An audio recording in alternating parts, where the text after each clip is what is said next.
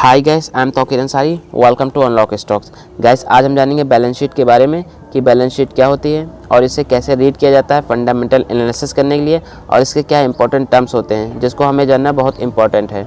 और गाइस, इससे पहले हम जाने बैलेंस शीट के बारे में सब कुछ, हम देख लेते हैं लायबिलिटीज़ क्या होती हैं और असेट्स क्या होते हैं, क्योंकि इन्हीं दो टर्म के बैलेंस पर ही बैलेंस शीट बनती है। तो गाइस, अगर हम लायबिलिटीज़ की बात करें तो हम जो ओ करते हैं या जिसके हम ऋणी या कर्जदार हैं वो सभी हमारी लायबिलिटीज़ हैं। जैसे अगर हमने कोई लोन लिया है और हमारी जो बोरोविंग्स हैं और ट्रेड पेबल्स हैं वो सभी लायबिलिटीज़ हैं। मतलब कंपनी किसी रिसोर्सेज से जो भी पैसा लेती है वो सब कंपनी की लायबिलिटीज़ कंसीडर की जाती हैं। और गाइस, कंपनी की इक्विटी और रिजर्व्स एंड सरप्लस भी लायबिलिटीज़ हैं, क्योंकि इक्विटी शेयर होल्डर्स के पैसे से बनती है और यहाँ पर शेयर होल्डर्स अपना पैसा कंपनी को देते हैं और कोई इंटरेस्ट भी नहीं लेते हैं, लेकिन उनको कंपनी में एक हिस्सा मिल जाता है और वो प्रॉफिट के भी हकदार होते हैं, इसीलिए उनका पैसा लायबिलिटीज़ की तरह देखा जाता है। और अब हमने समझ लिया कंपनी की लायबिलिटीज़ वाला टर्म, और अब हम बात कर लेते हैं असेट्स के बारे में कि असेट्स क्या होते हैं। तो कंपनी जो भी कुछ ओन करती है, जैसे बिल्डिंग्स, फर्नीचर्स, व्हीकल्स, और अगर कंपनी ने कहीं इन्वेस्टमेंट कर रखी है या कंपनी ने लैंड ली है और कंपनी की मशीनरीज, ये सभी कंपनी के असेट्स हैं। अब ये हो सकता है, मान लीजिए कंपनी ने 100 करोड़ का लोन लिया बैंक से, जिसे कंपनी ने 80 लाख फैक्ट्री बनाने में दिए हैं और 20 लाख मशीनरी लगाने में।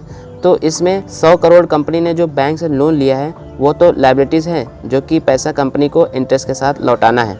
लेकिन उसी पैसे से कंपनी ने जो फैक्ट्री लगाई है और जो मशीनरी लगाई है वो कंपनी के असेट्स हैं, जिससे कंपनी पैसा कमाएगी। और अब हमने समझ लिया लायबिलिटीज़ और असेट्स के बारे में कि यह क्या होते हैं। और अब हम बात कर लेते हैं बैलेंस शीट के बारे में कि बैलेंस शीट क्या होती है। तो बैलेंस शीट वो स्टेटमेंट है जो असेट्स और लायबिलिटीज़ को बैलेंस रूप में डिनोट करती है एक पार्टिकुलर टाइम पीरियड तक। और इस स्टेटमेंट को बैलेंस शीट कहने का यही रीज़न है क्योंकि इसमें असेट्स और लायबिलिटीज़ दोनों बैलेंस होते हैं। और अब हम बैलेंस शीट का स्ट्रक्चर समझ लेते हैं और इसके मेजर टर्म्स देख लेते हैं, और इसको हम एक एग्जांपल से समझ लेते हैं और एक कंपनी की बैलेंस शीट ले लेते हैं, जिसमें इक्विटी एंड लायबिलिटीज़ वाले सेक्शन को समझ लेते हैं, जिसमें कि सबसे पहले वाले कॉलम में दिया गया है शेयर कैपिटल। और गाइस, शेयर कैपिटल एक बहुत इंपॉर्टेंट फिगर है, और शेयर कैपिटल किसी भी कंपनी का वह अमाउंट है जिसको कंपनी शेयर होल्डर से रेज करती है, क्योंकि जब कंपनी शेयर इशू करती है तब common share holders share by कर लेते हैं, और इससे जितना पैसा आता है उसे हम शेयर कैपिटल कहते हैं, और इसी शेयर कैपिटल से कंपनी अपना बिजनेस रन करती है। और अब हम बात कर लेते हैं इक्विटी एंड लायबिलिटी में दूसरे टर्म की, जो कि है रिजर्व एंड सरप्लस। गैस, यह वो अमाउंट होता है जो कि कंपनी के पास एक्स्ट्रा पड़ा होता है, और कंपनी यह अपने पास इसलिए रखती है ताकि जब कंपनी को नीड हो तब वह पैसा निकाले और बिजनेस को और एक्सपेंड करे। और रिजर्व एंड सरप्लस में जो पैसा होता है वो शेयर होल्डर्स का ही होता है, क्योंकि कंपनी जब प्रॉफिट कमाती है तब उस प्रॉफिट का कुछ पोर्शन अपने पास रख लेती है रिजर्व एंड सरप्लस के रूप में, ताकि अपने बिजनेस को और एक्सपेंड कर सकें। और नेक्स्ट टर्म है हमारा करंट लायबिलिटीज़। और करंट लायबिलिटीज़ हम उन्हें कहते हैं जो कि हमें 1 साल के अंदर पे करनी होती हैं, जैसे शॉर्ट टर्म बोरोविंग्स, मतलब वह उधारी जो हमें विदिन 1 ईयर पे करनी होती हैं। और इसके बाद करंट लायबिलिटीज़ वाले टर्म में हम और एंट्रीज देख लेते हैं, जैसे ट्रेड पेबल, मतलब वह ट्रेड जो कंपनी ने किए हैं और उसका पेमेंट अभी कंपनी ने नहीं किया है, और इसमें वो ट्रेड इंक्लूड किए जाते हैं जिसमें माल क्रेडिट के रूप में कंपनी ने ले लिया है लेकिन उसकी पेमेंट बाद में देगी, तो ये भी कंपनी के करंट लायबिलिटीज़ में जाएंगे।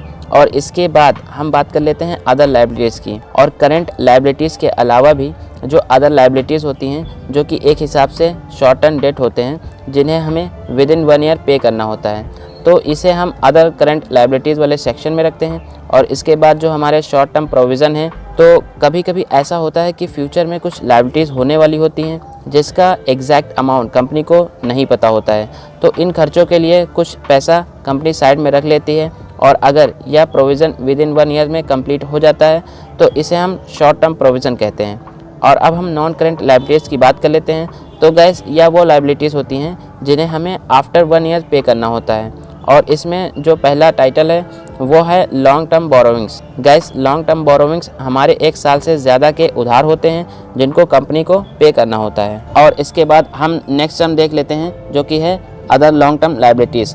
तो कुछ लॉन्ग टर्म लायबिलिटीज़ जो कि लॉन्ग टर्म बोरोइंग में नहीं कवर हो पाती हैं, उन्हें हम अदर लॉन्ग टर्म लायबिलिटीज़ में इंक्लूड कर देते हैं। और इसके बाद जो नेक्स्ट टर्म आता है वो है लॉन्ग टर्म प्रोविज़न।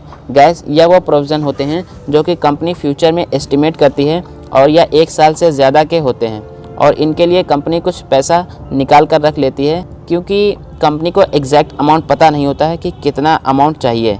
इसमें एग्जांपल के लिए हम देख लेते हैं, जैसे कोई कंपनी अपने प्रोडक्ट पर वारंटी या गारंटी देती है, तो यहाँ पर कंपनी को एग्जैक्ट नहीं पता होता है कि कितना प्रोडक्ट ख़राब हो जाएगा और लौट आएगा, तो इसीलिए यह सारी चीज़ें लॉन्ग टर्म प्रोविज़न में कवर हो जाती हैं। और अब हम बात कर लेते हैं असेट साइड की।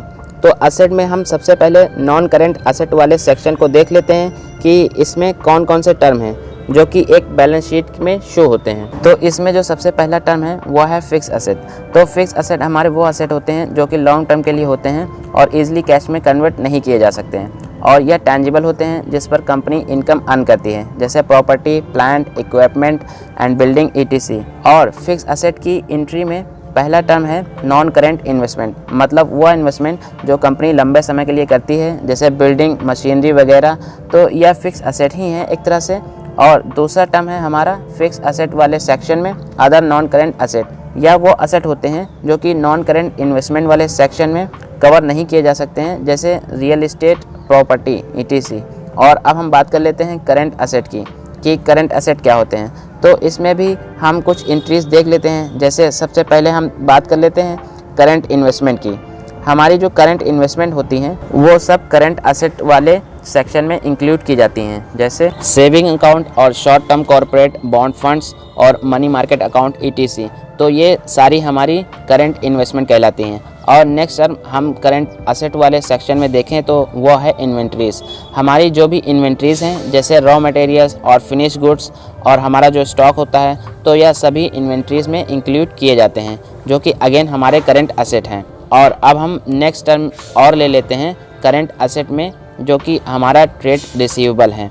गैस ट्रेड रिसीवेबल हम उस अमाउंट को कहते हैं जिस अमाउंट की सर्विसेज या गुड्स कंपनी ने पहले ही कस्टमर को क्रेडिट पर दे दिया, लेकिन अभी तक कंपनी को उस गुड्स या सर्विस का जो पैसा है वो नहीं मिला है, और इसे ही हम अकाउंट रिसीवेबल कहते हैं। और नेक्स्ट टर्म में हमारा आता है अदर करंट असेट। तो वो एंट्रीज जो ऊपर वाले सेक्शन में कवर नहीं हो पाई हैं, तो वो एंट्रीज हमारी अदर करंट असेट वाले सेक्शन में कवर की जाती हैं, जैसे एडवांस पेड टू सप्लायर्स और एडवांस पेड टू एम्प्लॉयर्स। तो यह एंट्रीज इस टर्म में मेंशन की जाती हैं। और अब हम बात कर लेते हैं नॉन करंट असेट की, जिसमें कि पहला टर्म है टैंजिबल असेट। तो टैंजिबल असेट हमारे वो असेट हैं जिन्हें हम टच कर सकते हैं, जैसे बिल्डिंग्स, व्हीकल्स, प्रॉपर्टीज़। तो यह सब हमारे टैंजिबल असेट होते हैं। और नेक्स्ट हमारा टर्म है नॉन करेंट असेट में, जो कि है इनटैंजिबल असेट। और इनटैंजिबल असेट हमारे वो असेट होते हैं जिन्हें हम टच नहीं कर सकते हैं, जैसे हमारी मार्केट में गुडविल और ब्रांड वैल्यू, और हमारे पेटेंट हो सकते हैं, और इंटेलेक्चुअल प्रॉपर्टी एंड कॉपीराइट। ये सब हमारे इनटैंजिबल असेट होते हैं। और नेक्स्ट टर्म हमारा जो है नॉन करेंट असेट वाले सेक्शन में वो है कैपिटल वर्क इन प्रोग्रेस। और कैपिटल वर्क इन प्रोग्रेस हम उस पैसे को कहते हैं जो हमारा एक तरह से असेट ही है, लेकिन अभी वो अंडर कंस्ट्रक्टेड है। मतलब मान लीजिए कंपनी ने कोई बिल्डिंग्स ली है जो कि एक हिसाब से कंपनी के लिए असेट ही है, लेकिन अभी वो बन रही है, तो इसीलिए यह एक मेंटेन असेट नहीं कंसीडर किया जा सकता है, और इसे हम कैपिटल वर्क इन प्रोग्रेस वाले सेक्शन में इंक्लूड करेंगे। तो गाइस आज हमने जाना बैलेंस शीट के बारे में, और हमने इसके दोनों पार्ट की एंट्रीज को समझा कि क्या असेट्स होते हैं और क्या लायबिलिटीज़ होती हैं। तो गाइस आज के लिए इतना ही। आई होप आपको यह वीडियो पसंद आई होगी, और अब हम मिलेंगे नेक्स्ट वीडियो में फिर से। सब्सक्राइब करिए हमारे चैनल को और बेल आइकन को प्रेस करिए ताकि ऐसी इन्फॉर्मेटिव वीडियोस आपको मिलती रहें। Thanks for watching.